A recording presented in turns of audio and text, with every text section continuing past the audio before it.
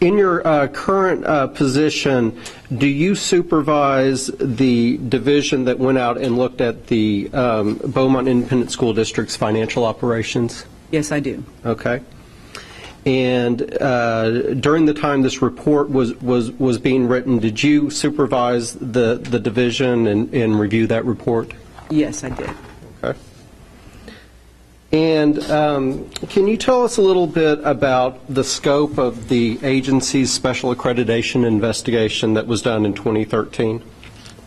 In 2013, the special accreditation investigation conducted by the Division of Financial Compliance was focused on some of the findings that were presented in the LBB report and on complaints that the agency was receiving from the public and from actually some employees of the school district to investigate practices related particularly to procurement and internal controls or the lack thereof. Okay. And there was a 2011 investigation that also was related to procurement, is that correct? That's correct. Okay. And did the report then look at some of the same issues that were investigated in 2011? We did. Okay. And in fact, wasn't the 2011 investigation attached to the it was the 2013 investigation, the report came out in 2014. Wasn't that attached to that report as an exhibit? It was. Okay. And and members of your staff conducted the special accreditation investigations regarding the district's operations? That's correct. Okay. And your staff issued a preliminary report? They did. And did that preliminary report identify violations? Several. Okay. And a copy of that report was sent to the district? It was. Okay. And did you have an opportunity to review their response? I did. Okay. And can you just briefly summarize the general nature of that response before we go into talk about these finding by finding? Generally, the district did not disagree with most of the findings in our report. There were some findings that were partially disputed, but most of the findings were not fully disputed. Some of the findings weren't disputed at all. Okay. And is it fair to say that in the response, the findings that were not disputed, that the district gave you a corrective action plan for fixing those problems? Yes. And what did your staff find with regards to with respect to the board's management of the district's resources?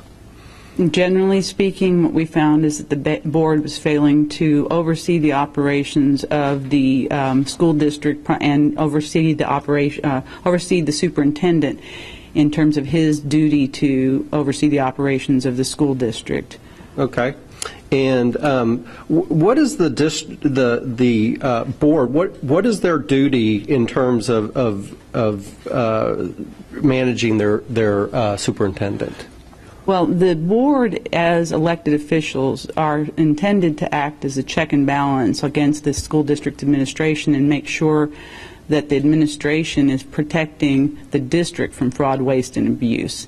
So the board is supposed to be acting as a somewhat independent entity that is exercising oversight of the superintendent specifically and of the district in general. And part of that oversight is to ensure that the district has appropriate internal controls in place to protect the district from fraud, waste, and abuse. Okay. And we're not suggesting that this board should have been out there reconciling the district's bank statements. We never suggested that. Okay. Did the Beaumont Independent School District Board employ an internal auditor? They did not. Okay. Now, are they required to have an internal auditor?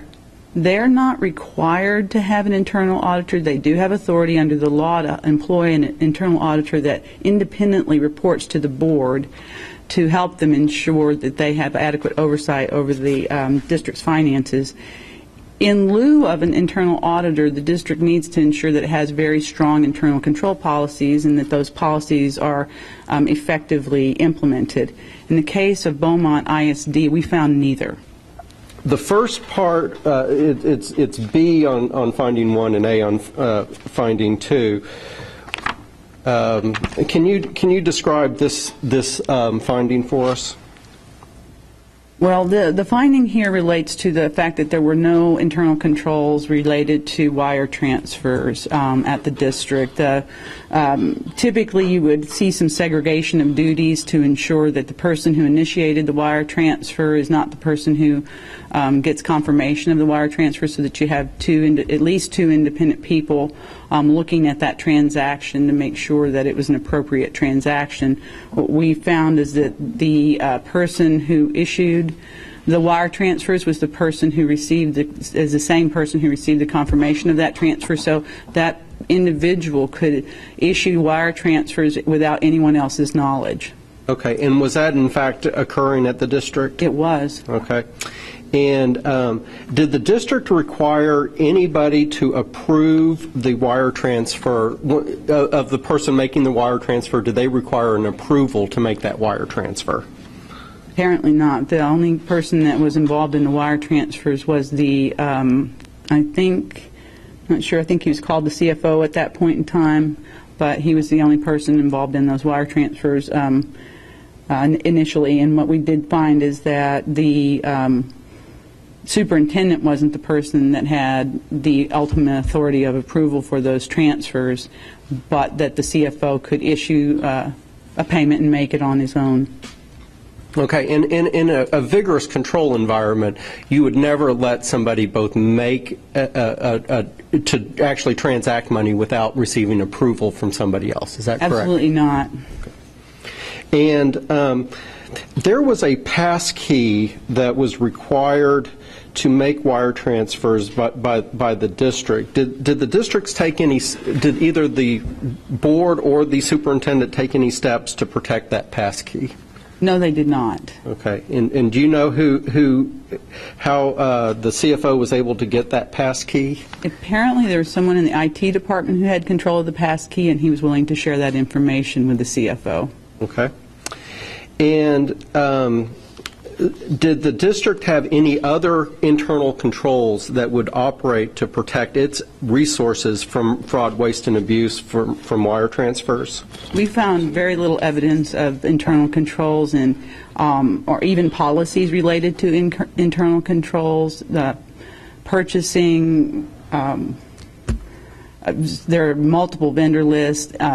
Many people in the district are authorized to make approve payments to vendors, including all the way down to the principal level. So the purchasing is not centralized. The issues with this pass key being safeguarded or not safeguarded by the person in IT are just a couple of examples of problems that we found in terms of lack of internal controls that would allow for fraud, waste, and abuse to occur.